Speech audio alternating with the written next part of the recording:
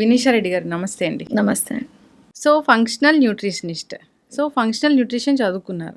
అసలు ఏంటి నార్మల్ ఈ డైటీషియన్, న్యూట్రిషనిస్ట్‌కి, ఈ ఫంక్షనల్ న్యూట్రిషనిస్ట్‌కి తేడా ఏంటి అసలు?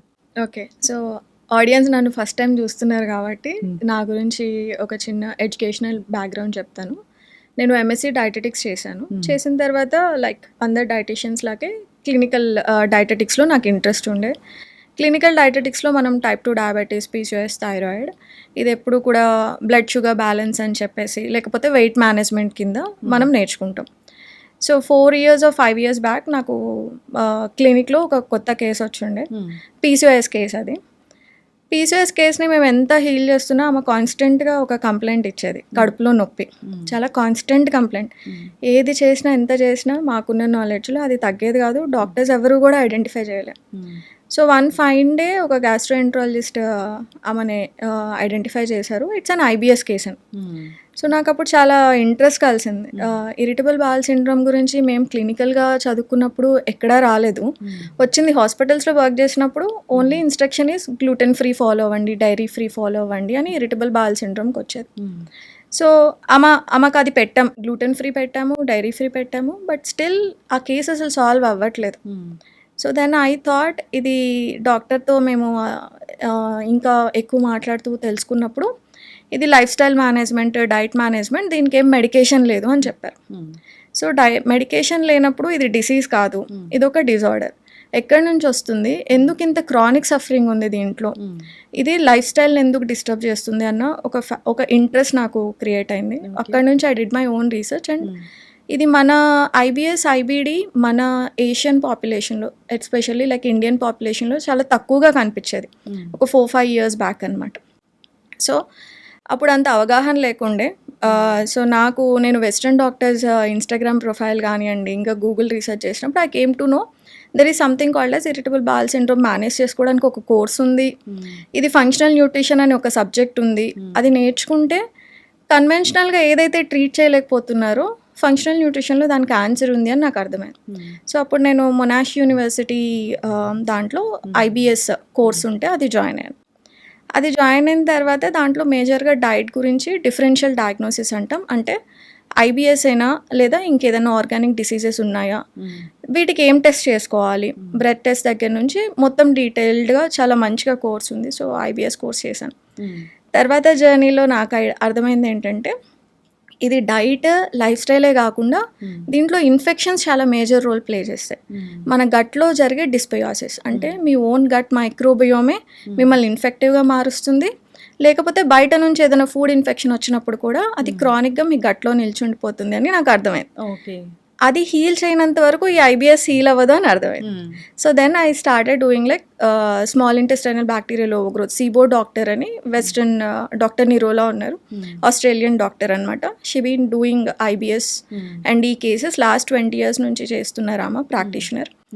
ఆమె కోర్స్ లాంచ్ చేశారు సిబో అని చెప్పేసి. సో అలా నేను ఒక్కొక్క certification IBS, IBD, small intestinal bacterial overgrowth, level 3 biochemistry, ఇవన్నీ నేను వెస్ట్రన్ డాక్టర్స్ దగ్గర నుంచి సర్టిఫికేషన్స్ చేశాను. ఓకే, ఇది చేసిన తర్వాత మన ఇండియన్ డైటెటిక్స్ కానివ్వండి లేకపోతే కన్వెన్షనల్ మెడిసిన్ చెప్పింది అంతా ఒక సైడ్ అయితే, other side of the story ఏం అక్కర్లేదు.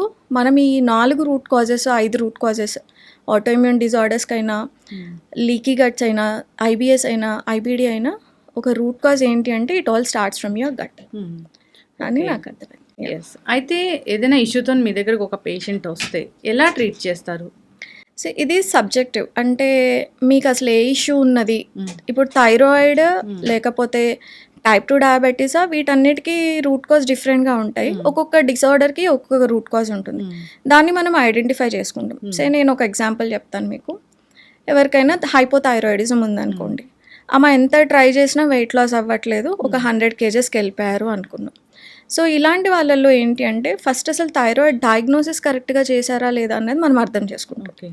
అంటే మీరు ఒక యాన్యువల్ బ్లడ్ చెకప్కి వెళ్ళినప్పుడు లేకపోతే మీరు డాక్టర్ దగ్గరికి వెళ్ళినప్పుడు TSH, T3, T4 చూస్తారు. వీటిలో TSH హై ఉందా, T3 ఎలా ఉంది, T4 ఎలా ఉంది అని చెప్పి చూసుకొని దాని ప్రకారం మీకు హైపోథైరాయిడిజం ఉందా, హైపర్ థైరాయిడిజం ఉందా అని చెప్తారు. ఇది కన్వెన్షనల్ మెడిసిన్. దీంట్లో మీకు థైరాయిడ్ లెవెల్స్ని బట్టి మెడికేషన్ ఇస్తారు. ఇప్పుడు మేము ఎలా ఆలోచిస్తాము, ఇప్పుడు ఈ థైరాయిడ్ గ్లాండ్ ఉంది, ఇది 2 హార్మోన్స్ని ప్రొడ్యూస్ చేస్తుంది, T4 T3 అంటాం. T4 ఎక్కువ మోతాదులో 97% ప్రొడ్యూస్ అవుతుంది, T3 7% ప్రొడ్యూస్ అవుతుంది. T4 ఇన్యాక్టివ్, అది ఎంత ఉంది అన్నది ఇంపార్టెంట్ కాదు, అది T3 కింద ఎలా కన్వర్ట్ అవుతుంది అన్నది ఇంపార్టెంట్. ఇప్పుడు మీరు లావ్ అయిన వాళ్ళు సన్నబడాలన్నా, ఇన్సులిన్ రెసిస్టెన్స్ తగ్గాలన్నా, కాన్స్టిపేషన్ తగ్గాలన్నా మీకు కన్వర్షన్ జరగాలి. అంటే T4 యాక్టివ్ కాంపోనెంట్ T3కి వెళ్ళి కన్వర్ట్ అయ్యి T3 కరెక్ట్ లెవెల్స్లో ఉంటేనే మీకు థైరాయిడ్ హీల్ అయినట్టు. సో మనం మెడిసిన్ ఏమి ఇచ్చుకుంటాం, T4 ఇస్తాం చాలా వరకు. ఆల్రెడీ T4 ఇస్తున్నారు, కానీ మీ థైరాయిడ్ కంట్రోల్ అవ్వట్లేదు, ఎందుకంటే ఇది T3 కింద కన్వర్ట్ అవ్వట్లేదు. మరి T3 కింద ఎందుకు కన్వర్ట్ అవ్వట్లేదు? T3లో ఎక్కడ కన్వర్ట్ అవుతుంది T4 T3 అంటే లివర్లో 70% కన్వర్ట్ అవుతుంది, 20% గట్లో కన్వర్ట్ అవుతుంది. సో మరి లివర్ హెల్త్ ఎలా ఉంది? మీ లిపిడ్ ప్రొఫైల్ చూస్తే కొలెస్ట్రాల్స్ ఎక్కువ ఉంటాయి, ట్రైగ్లిజరైడ్స్ ఎక్కువ ఉంటాయి, మరి మీకు కాన్స్టిపేషన్ ఉంటుంది. అప్పుడు లివర్ ఎలా హెల్తీగా ఉంటుంది? సో కాన్స్టిపేషన్ ఉన్నప్పుడు కొలెన్ హెల్తీగా ఉండదు, మరి అక్కడ కన్వర్షన్ 20% జరుగుతుంది కదా, లివర్లో 70% జరుగుతుంది కదా. మరి ఈ 2 హెల్తీగా లేనప్పుడు మీరు ఎంత మెడిసిన్ తీసుకున్నా అది ఎలా ఇంపాక్ట్ఫుల్గా ఉంటుంది? సో ఫస్ట్ మనము కాన్స్టిపేషన్ని హీల్ చేసుకోవాలి, తర్వాత లివర్ హెల్త్ని పెంచుకోవాలి. ఇలాగా రూట్ కాజ్ మనం ఐడెంటిఫై చేసుకుంటాం. సో ఈమెకు లివర్ హెల్త్ బాగాలేదు, గట్ హెల్త్ బాగాలేదు. దీంతో పాటు ఐరన్ ప్రొఫైల్ మంచిగా చెక్ చేసుకోవాలి, ఎందుకంటే థైరాయిడ్ ఇంబ్యాలెన్సెస్ ఐరన్ మీద చాలా డిపెండ్ అయ్యి ఉంటాయి. TPO అని ఒక హార్మోన్ ప్రొడ్యూస్ చేస్తుంది థైరాయిడ్ గ్లాండ్. దీనికి కావాల్సింది ఐరన్ మెయిన్గా. మీకు ఐరన్ డెఫిషియన్సీ ఉండి థైరాయిడ్ ఇష్యూస్ ఉన్నాయంటే ఆ ట్యాబ్లెట్ ఎందుకు పనికిరాదు. సో ఈ ఐరన్ డెఫిషియన్సీ మీరు హీల్ చేసుకోకుండా ఓన్లీ పిల్ వేసుకుంటున్నాను కదా నా థైరాయిడ్ కంట్రోల్లో ఉంది అనుకున్నా కూడా అది చేయాల్సిన యాక్టివిటీ బాడీలో చేయదు. థైరాయిడ్ గ్లాండ్ ఏం చేస్తుంది, గట్ మొటిలిటీని కంట్రోల్ చేస్తుంది, మీ బాడీ వెయిట్ని కంట్రోల్ చేస్తుంది, మీ హార్మోన్స్ని కంట్రోల్ చేస్తుంది, మూడ్ని, యాంగ్జైటీని కంట్రోల్ చేస్తుంది, మీ స్కిన్ అండ్ బోన్ హెల్త్ని కూడా కంట్రోల్ చేస్తుంది.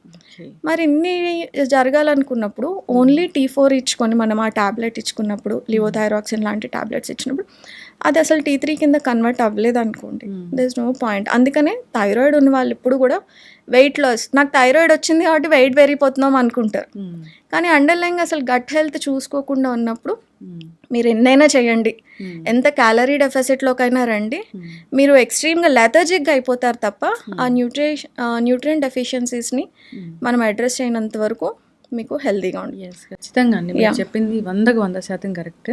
ఒక థైరాయిడ్ ఇష్యూ వచ్చిందంటే ఇక జీవితాంతం మందులు వాడాల్సిందే, ఆ లెవెల్స్ ఫ్లక్చువేట్ అవుతూ ఉంటాయి, సో ఎప్పటికీ తగ్గనట్లుగా ఉంటుంది. నిజంగానే వాళ్ళ మెంటల్ హెల్త్ కూడా బాగోదు దీనివల్ల. యాంగ్జైటీ బాగా వస్తుంది, thyroid controls your mental health.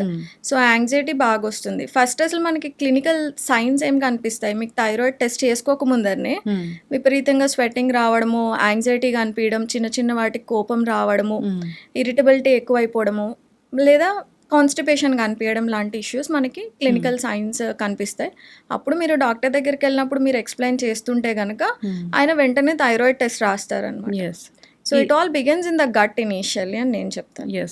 So ఈ థైరాయిడ్ అనేది అసలు ఎవరిలో చూస్తాము, ఎవరిలో ఎక్కువ వస్తుంది, ఐరన్ డెఫిషియన్సీ వల్ల వస్తుందా, దేనికి వస్తుంది, ఇంకా కారణాలు మాట్లాడితే దాన్ని ఎలా ఐడెంటిఫై చేసుకోవాలి, ఎలా ఈ ఫంక్షనల్ న్యూట్రిషన్ ద్వారా తగ్గించుకోవచ్చు?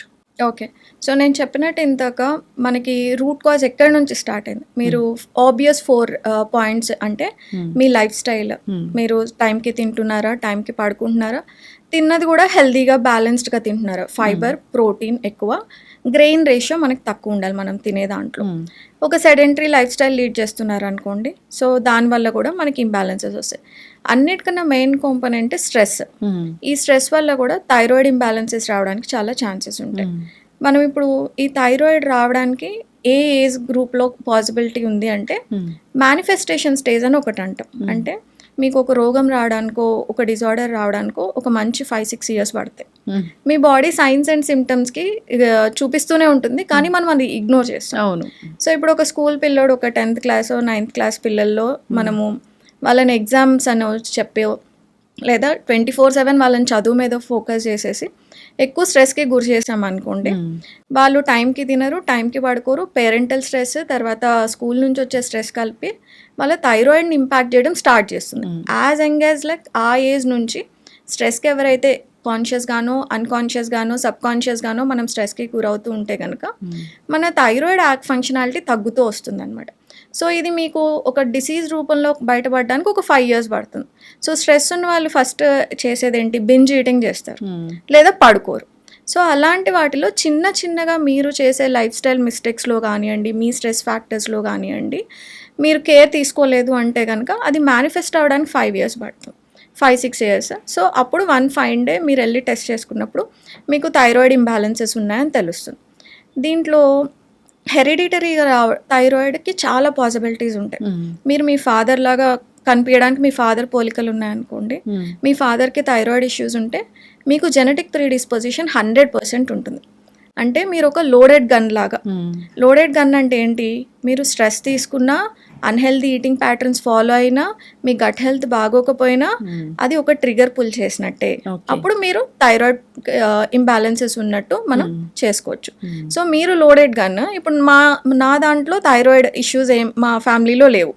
అప్పుడు నేనేం చేయాలి, నేను హెల్దీ లైఫ్ స్టైల్ ఫాలో అవ్వకుండా నేను కూడా ఇలాంటి అన్హెల్దీ లైఫ్ స్టైల్ ఫాలో అయితే మీకు 5 yearsలో వచ్చేది నాకు 6-7 yearsలో వస్తుంది అంతే.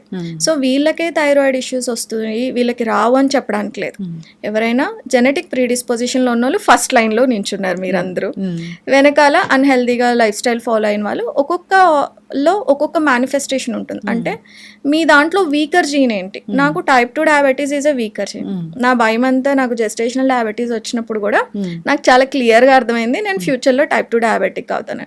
సో ఇప్పుడు నేను ఏం చేస్తాను, రోజు ఎక్సర్సైజ్ చేస్తాను, నాన్ నెగోషియబుల్, హెల్దీగా తింటాను, టైంకి పడుకుంటాను. సో నాకు టైప్ 2 డయాబెటీస్ రాకుండా నేను ప్రివెంట్ చేసుకుంటున్నా. సో మీరు కూడా మీ ఫ్యామిలీ హిస్టరీ చూసుకోండి. మీ ఫ్యామిలీ హిస్టరీలో ఎలాంటి డిజార్డర్స్ ఉన్నాయో చూసుకొని మీకు ప్రీడిస్పోజిషన్ ఉన్నప్పుడు అలాంటి అన్హెల్దీ ప్యాటర్న్కి వెళ్ళకుండా ఉంటే కనుక మీరు దాన్ని ఖచ్చితంగా ప్రివెంట్ చేసుకోవచ్చు. ఇవన్నీ కూడా మెటబాలిక్ డిజార్డర్స్ అన్నీ 100% ప్రివెంటబుల్, 100% రివర్సబుల్. ఎక్కడ రివర్సబుల్ అవుతాయి, మీరు డ్యామేజ్ కంట్రోల్ తొందరగా చేసుకుంటే మీకు రివర్సబుల్ అవుతాయి. Okay, yeah. అంటే టెస్ట్ వరకు వెళ్తాం ఎప్పుడంటే బాగా సిమ్టమ్స్ బాగా తెలిసాక. ఏదైనా ప్రీ సిమ్టమ్ ఈ లక్షణం కనిపిస్తే మనం టెస్ట్ చేయించుకుని తొందరగా తగ్గించుకోవచ్చు అంటే ఏం చెప్తారు ఈ థైరాయిడ్? సో ఫస్ట్ మీరు ఇప్పుడు 20 years 30 years అనుకోండి, మీరు అసలు అన్హెల్దీ లైఫ్ స్టైల్లోనే ఉన్నారు, మీ లైఫ్ స్టైల్ మీకు తెలుసు. సో ఫస్ట్ ప్రివెంటివ్ మెడిసిన్లో మనం చేయాల్సింది ఏంటంటే బేసిక్ బ్లడ్ టెస్ట్ చేయించుకోవాలి. T3, T4, TSH చూసుకోవాలి. TSHలో రెడ్ ఫ్లాగ్ ఏంటి అంటే మనం నార్మల్ లెవెల్ చూసినప్పుడు 0.9 నుంచి ఒక 5 దాకా మనం నార్మల్ రేంజ్ అనుకుంటాం. కానీ 2.5 నుంచి మేము సబ్ క్లినికల్ అంటాం. మీ రేంజ్ ఎప్పుడైతే 2.5 దాటిందో TSH, మీకు ఒక 5 yearsలో థైరాయిడ్ డిజార్డర్స్ రావడానికి ఛాన్సెస్ ఉంటాయి అని అర్థం. ఈ TSH 4కి క్లోజ్గా ఉందనుకోండి, మీకు 4కి క్లోజ్గా ఉంది, ఫ్యామిలీ హిస్టరీలో థైరాయిడ్ ఉంది అంటే వెళ్ళి థైరాయిడ్ ఆటో ఇమ్యూన్ బాడీస్ ఉంటాయన్నమాట, ఆ టెస్ట్ చేయించుకోవాలి. థైరాయిడ్ ఆటో ఇమ్యూన్, యా అవును. సో ఆ టెస్ట్లో మనం ఎందుకు చేయించుకుంటాము, థైరాయిడ్ కేవలం థైరాయిడ్ గ్లాండ్ ఒక ఫంక్షనాలిటీ ప్రాబ్లం మాత్రమే కాదు, థైరాయిడ్లో 70% హైపోథైరాయిడిజం కేసెస్లో హషిమోటోస్ అనే ఆటోఇమ్యూన్ డిజార్డర్ ఉంటుంది. ఇది ఎవరు సరిగ్గా ఐడెంటిఫై చేసుకోరు. హైపోథైరాయిడిజం ఉన్న వాళ్ళందరూ వెళ్ళి థైరాయిడ్ యాంటీబాడీస్ టెస్ట్ చేయించుకోండి, మీకు అప్పుడు హషిమోటో ఉందా లేదా అని తెలుస్తుంది. మేము మా ప్రాక్టీస్లో 90%లో హషిమోటోస్ ఎవరికి ఉందని తెలియదు, అందరూ హైపోథైరాయిడిజం అనే వస్తారు. మేము మా డయాగ్నోస్టిక్ టెస్ట్లో యాడ్ చేసేది అంటే థైరాయిడ్ యాంటీబాడీస్ టెస్ట్ మేము ఇంక్లూడ్ చేస్తాం అన్నమాట. అప్పుడే ఐడెంటిఫై అవుతుంది వాళ్ళకి హషిమోటో అని ఒక ఆటోఇమ్యూన్ డిజార్డర్ ఉంది అని చెప్పేసి. సో ఇలాగా సబ్ క్లినికల్ లెవెల్లో మీరు తెలుసుకుంటే కనుక ఒక జనరల్ రొటీన్ అను, లేదు నేను బాగా స్ట్రెస్ తీసుకుంటున్నాను, టైంకి పడుకోవట్లేదు, జంక్ ఎక్కువ తింటున్నాను, let me check my thyroid levels అని మనం వెళ్ళొచ్చు. దీంట్లో 2.5 ఇస్ ద కట్ ఆఫ్, అక్కడ సబ్ క్లినికల్ లెవెల్ కింద పెట్టుకోవాలి.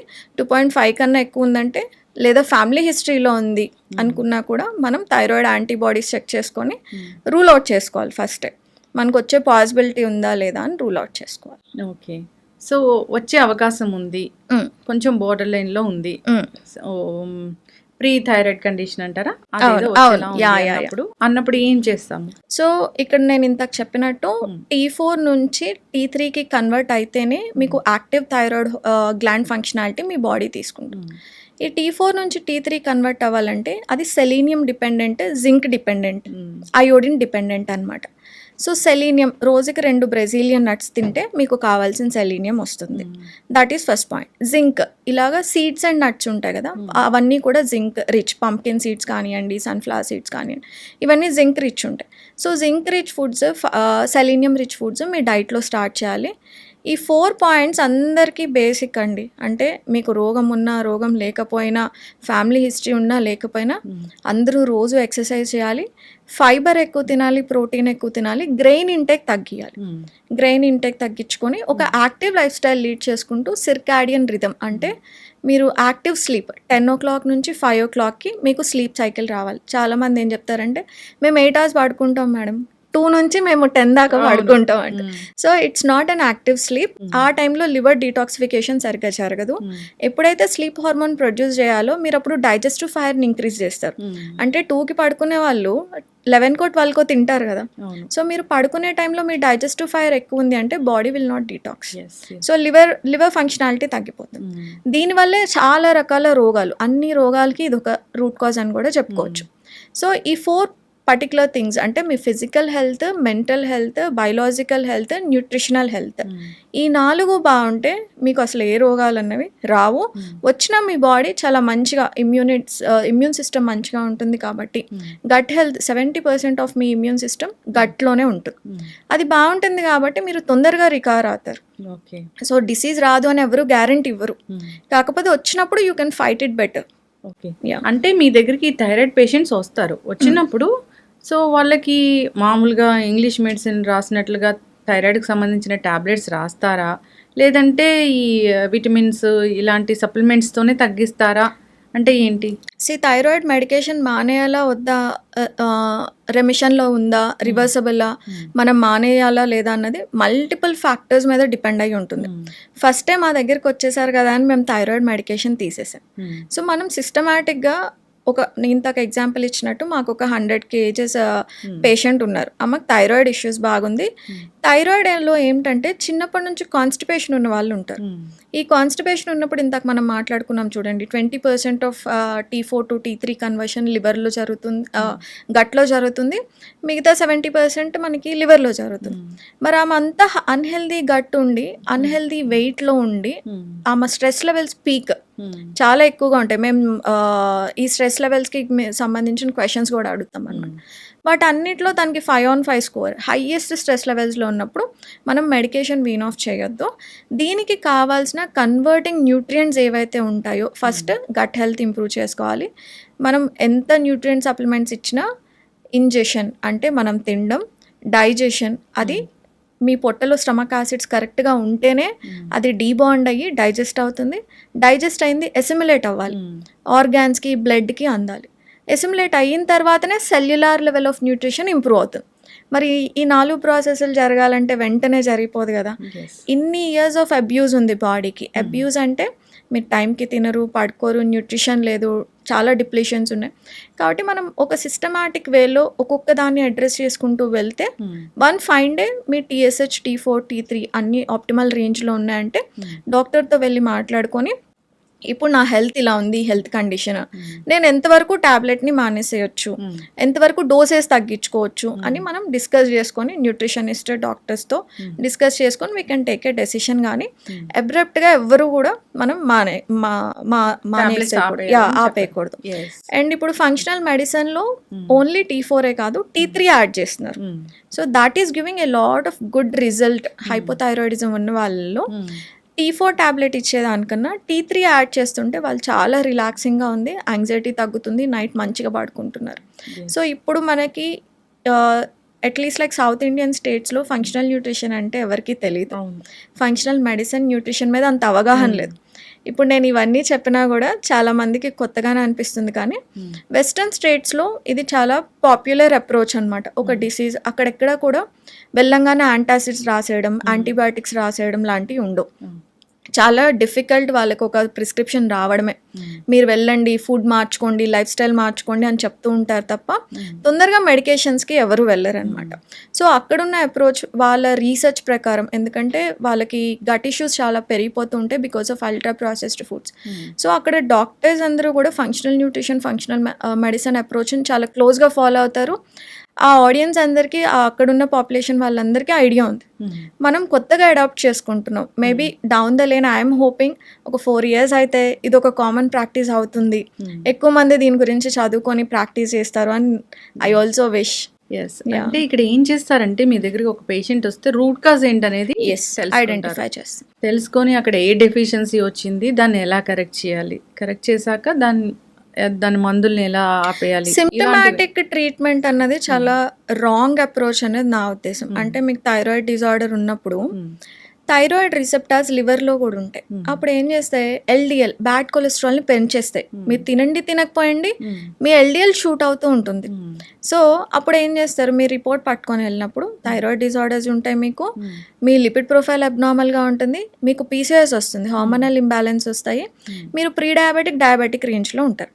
సో మీకు ఇప్పుడు లిపిడ్ ప్రొఫైల్ ఎక్కువైంది కాబట్టి మీరు కార్డియాలజిస్ట్ దగ్గరికి వెళ్ళండి అని చెప్తారు. మీకు PCOS వచ్చింది కాబట్టి గైనకాలజిస్ట్ దగ్గరికి వెళ్ళండి అంటారు. మీకు థైరాయిడ్ ఇష్యూస్ వచ్చినాయి కాబట్టి ఎండోక్రైనాలజిస్ట్ దగ్గరికి వెళ్ళండి అంటారు. ఇది చాలా రాంగ్ అప్రోచ్. ఎందుకంటే ఒక రూట్ కాజ్ ఎక్కడి నుంచి ఇది జనరేట్ అవుతుంది అన్నది మనం అర్థం చేసుకోకుండా బాడీలో ఫంక్షనాలిటీని ఒక్కొక్క బ్రాంచ్ కింద డివైడ్ చేసి మనం ఒక్కొక్క ట్యాబ్లెట్ ఇచ్చుకుంటూ వెళ్తే అదంతా ఎప్పుడు కోఆర్డినేట్ అవుతుంది, ఎప్పుడు ఇంటర్ట్వైన్ అవుతుంది, మీ మైండ్ ఎప్పుడు అర్థం చేసుకుంటుంది, మీ బ్రెయిన్ ఎప్పుడు ఆలోచిస్తుంది, ఇదంతా ఒకటే బాడీ, ఈ everything is inter connected. So నేను ఒక విషయాన్ని, ఆ రూట్ కాజ్ని అర్థం చేసుకుంటే నేను అన్నిటినీ హీల్ చేసుకోగలను. ఇది time taking, life style modify చేసుకునే ఒక ప్రాసెస్ అనమాట. దీంట్లో మనకి కరెక్ట్ అవగాహన ఉండాలి. అసలు న్యూట్రియంట్స్ ప్రతి ఎంజైమాటిక్ యాక్టివిటీకి, ప్రతి గ్లాండ్ ఫంక్షనాలిటీకి nutrient deficiencies are root cause. 80% of diseases will disappear if you identify your nutrition deficiency. ఇది నేను 100% చెప్తా. డిప్రెషన్ ఉన్న వాళ్ళల్లో B12 ఎక్స్ట్రీమ్ డెఫిషియన్సీస్ ఉంటాయి, D3 ఎక్స్ట్రీమ్ డెఫిషియన్సీస్ ఉంటాయి, యాంగ్జైటీ విపరీతంగా కనిపిస్తుంది, రోజు లేసి మోటివేట్ అవ్వరు. ఇప్పుడు మీరు కాలేజ్ పిల్లల్లో చూస్తే జనరల్గా తిట్టించుకుంటూ ఉంటారు, లే పడుకో, ఎప్పుడు నీరసంగా కనిపిస్తావేంటి, కొద్దిగా యాక్టివ్గా ఉండు అని మనం నోట్తో చెప్తూ ఉంటాం. కానీ ఆమెకి ఏ న్యూట్రిషన్ డెఫిషియన్సీ ఉంది, B12 ఎంత లెవెల్స్లో ఉన్నాయి. సో 200 pg/ml మనం బ్లడ్ టెస్ట్ చేయించుకుంటే 200 నుంచి 900 దాకా నార్మల్ రేంజ్ అని ఇస్తారు. 200 ఉండగానే ఇంకెవరు పట్టించుకోరు, 200 ఉంది ఇది నార్మల్ అనుకో, చాలా సఫిషియెంట్ ఉంది. కానీ ఎప్పుడైనా న్యూట్రియంట్స్, వైటమిన్ అండ్ మినరల్స్ ఎప్పుడు కూడా ఆప్టిమల్ లెవెల్ చూసుకోవాలి. B12కి ఆప్టిమల్ లెవెల్ ఏంటి, 600 pg/ml. B12 ఆప్టిమల్గా ఉంటే ఏమవుతుంది, మీ థాట్ ప్రాసెసెస్ మంచిగా ఉంటాయి, కాగ్నిటివ్ ఎబిలిటీ బాగుంటుంది, నిద్ర పడుతుంది, అనీమియా రాదు. B12కి అనీమియా రాకుండా డెఫిషియన్సీ. మీ RBC రోజు 1% ఆఫ్ RBC, ఓల్డ్ RBC చనిపోతూ ఉంటాయి బాడీలో. ఇవి కొత్త RBC ప్రొడ్యూస్ కావాలంటే మనకి B12 కావాలి. మరి B12 డెఫిషియన్సీ ఉన్నప్పుడు మీకు ఆ కొత్త RBC ప్రొడ్యూస్ అయినప్పుడు హీమోగ్లోబిన్ ఎక్కడి నుంచి వస్తుంది, ఐరన్ ఎక్కడి నుంచి అబ్జార్బ్ అవుతుంది. B12 డెఫిషియన్సీ ఉన్నప్పుడు మీరు ఎనీమిక్గా ఉంటారు. సో ఈ ఏజ్ పిల్లలు, కాలేజ్ వెళ్ళే పిల్లలు ఎక్కువ జంక్ ఈటింగ్ హ్యాబిట్స్ ఉంటాయి కాబట్టి వాళ్ళలో ఎక్కువ న్యూట్రియంట్ డెప్లీషన్ వల్ల వచ్చే laziness, fatigue, depression, anxiety, irritability.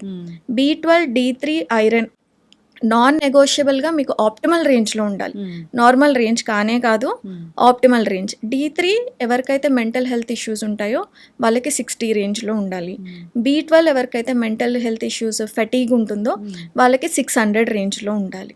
So optimal doses ఒకటేసారి 60 kIU ఇవ్వడం కన్నా, అంటే మీకు D3 డెఫిషియన్సీ ఉంటే ఒకటేసారి 60 kIU రాస్తారు మనకి. అది మెగ్నీషియం లేనిది అబ్జార్బ్ అవ్వనే అవ్వదు, బోన్లోకి వెళ్ళదు.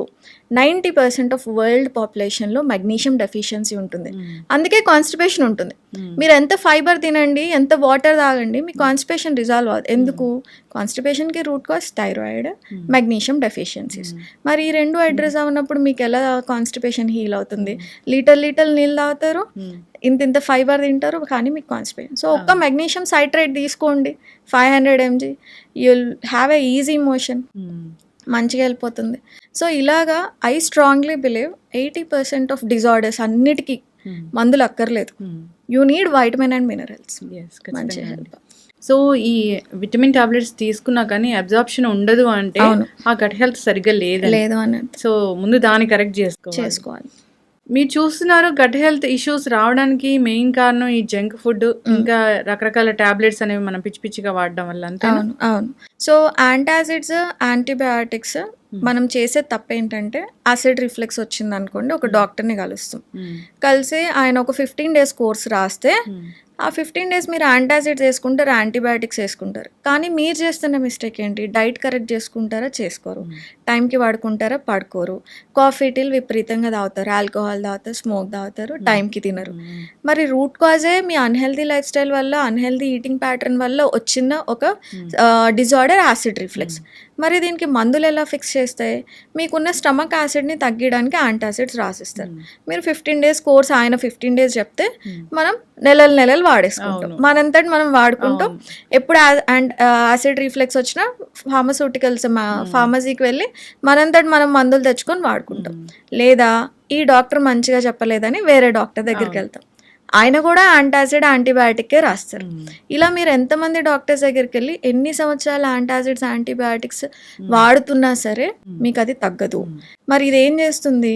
లైఫ్ స్టైల్ని కరెక్ట్ చేసుకోండి, డైట్ని కరెక్ట్ చేసుకొని, స్లీప్ సైకిల్ని కరెక్ట్ చేసుకొని, ట్రిగరింగ్ ఫుడ్స్ నేను ఇంతకు చెప్పిన లిస్ట్లో నుంచి మీకు ఏదైనా ట్రిగరింగ్ ఫుడ్ ఉంటే అవన్నీ మానేస్తే మీకు మంచిగా హీల్ అవుతుంది. ఇలా కాకుండా దీర్ఘకాలికంగా ఒక 3 మంత్స్ నుంచి మాకు వచ్చే పేషెంట్స్ అయితే గత 20 సంవత్సరాల నుంచి యాంటాసిడ్స్ వాడిన వాళ్ళు కూడా ఐఎమ్ లైక్ సో సర్ప్రైజ్డ్. వాళ్ళ బ్లడ్ వర్క్ చూస్తే ఐరన్ డెఫిషియన్సీ, కంప్లీట్గా ఐరన్ డెఫిషియన్సీ, కంప్లీట్గా B12. స్టమక్ యాసిడ్ సరిగ్గా లేకపోతే కనుక మీరు తిన్న ఫుడ్ నుంచి ఐరన్ డీబాండ్ అవ్వదు, B12 డీబాండ్ అవ్వదు. అది డీబాండ్ అవ్వనప్పుడు మీకు ఎక్కడి నుంచి న్యూట్రియంట్స్ వస్తాయి? దానివల్ల మీరు ఐరన్ డెఫిషియన్సీ, B12 డెఫిషియన్సీ, ఆడవాళ్ళలో అయితే తొందరగా పెరిమెనోపాజ్ వస్తుంది, తొందరగా కాళ్ళ నొప్పులు వస్తే మెనోపాజ్ వస్తుంది. స్టమక్ యాసిడ్ లేనిది ఏ న్యూట్రియంట్ కూడా మన బాడీలో అబ్జార్బ్ అవ్వదు. మరి యాంటాసిడ్స్ ఏంటి? స్టమక్ యాసిడ్ని తగ్గించే ఒక మందు. యాంటీబయాటిక్స్ ఏంటి? మీ గట్ మైక్రోబియంని చంపేసే ఒక మందు. ఇవన్నీ కూడా ఎమర్జెన్సీ మెడికేషన్స్, అంటే మీకు బాగా హెల్త్ కండిషన్ వర్సన్ అయినప్పుడు తీసుకోవాల్సిన మెడికేషన్స్. అక్కడ దాకా రాకుండా చేసుకునేది మీ చేతుల్లోనే ఉంది. సో మనం ఎమర్జెన్సీ మెడికేషన్ని డైలీ మెడికేషన్ చేస్తున్నాం. అలోపతి ఈజ్ ఎ బూన్ మనకి, అంటే అదొక వరం. ఎప్పుడు వరము? ఎమర్జెన్సీ టైంలో మీకు ఒక కాలో చెయ్యో ఎవరికో విరిగిపోయింది, వెళ్ళి హాస్పిటల్లో ఉన్నారు, అప్పుడు చేసుకోవాల్సిన అలోపతి ట్రీట్మెంట్ మనం చేసుకోవాలి. ఏమీ లేదు, తిని కూర్చొని తెచ్చుకునే రోగాలు అన్నమాట ఇవన్నీ. వీటికి మీరు మందుల సైకిల్లో పడిపోయారు అంటే you will never come out. ఒక యాంటాసిడే కదా వేసేసుకుందాం అనుకుంటారు, కానీ బాడీలో జరిగే ఏ న్యూట్రియంట్ అబ్జార్ప్షన్ కూడా మనకి సరిగ్గా జరగదు. దీనివల్లే 50 సంవత్సరాలకు రావాల్సిన మెనోపాజ్ ఆడవాళ్ళకి 45 సంవత్సరాలకు వస్తున్నాయి. బ్రిటల్ బోన్స్ చాలా బాగా ఇప్పుడు ఎక్కువైన మాకు వచ్చే కంప్లైంట్స్ ఎక్కువగా చూసేది ఇరిటబుల్ బౌల్ సిండ్రోమ్, IBSతో ఎక్కువ మంది వస్తారు. వీళ్ళ హిస్టరీలో చూస్తే ఈ కాన్స్టిపేషన్ ఇష్యూస్, యాంటాసిడ్స్, వాళ్ళకి నచ్చినట్టు యాంటీబయాటిక్స్ డాక్టర్ రాస్తారో తెలీదు, వీళ్ళు వాడతారో తెలియదు, కానీ they been through very chronic medication. Yes correct అండి. అయితే వినీషా రెడ్డి గారు, సో జనరల్గా ఈ కొలెస్ట్రాల్, ఒబిసిటీ, థైరాయిడ్, డయాబెటీస్ ఇలాంటి లైఫ్ స్టైల్ డిజార్డర్స్కేనా, లేదంటే ఏ ఇష్యూ ఉన్నా మిమ్మల్ని కాంటాక్ట్ చేయొచ్చా? నేను specialised in IBS and IBD. IBD ఇంకా అందరికీ తెలియని ఒక డిసీజ్ అది. IBS ఒక డిజార్డర్.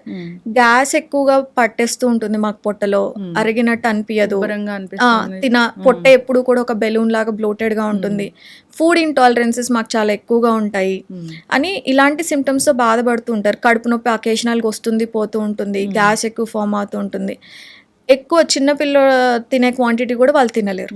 సో ఇలాంటి సిమ్టమ్స్ ఉన్నప్పుడు వెంటనే ఎవరు డాక్టర్ దగ్గరికి వెళ్ళరు, వాళ్ళ డయాగ్నోసిస్ చేయించుకోరు. సో అన్డయాగ్నోస్డ్ IBSతో చాలా మంది సఫర్ అవుతున్నారు అని నాకు అర్థమైంది. ఏదో అప్పుడప్పుడు కనిపించేవే కదా అనుకుంటారు, కానీ 10 years నుంచి ఉన్నాయి మేడం అని చెప్తారు ఈ విషయాలన్నీ. మరి ఈ సిమ్టమ్స్ అన్నిటినీ కలిపి ఒక పేరు పెట్టాలంటే అది సిండ్రోమ్ అంటేనే కలెక్టివ్ సిమ్టమ్స్ అని అర్థం అనమాట.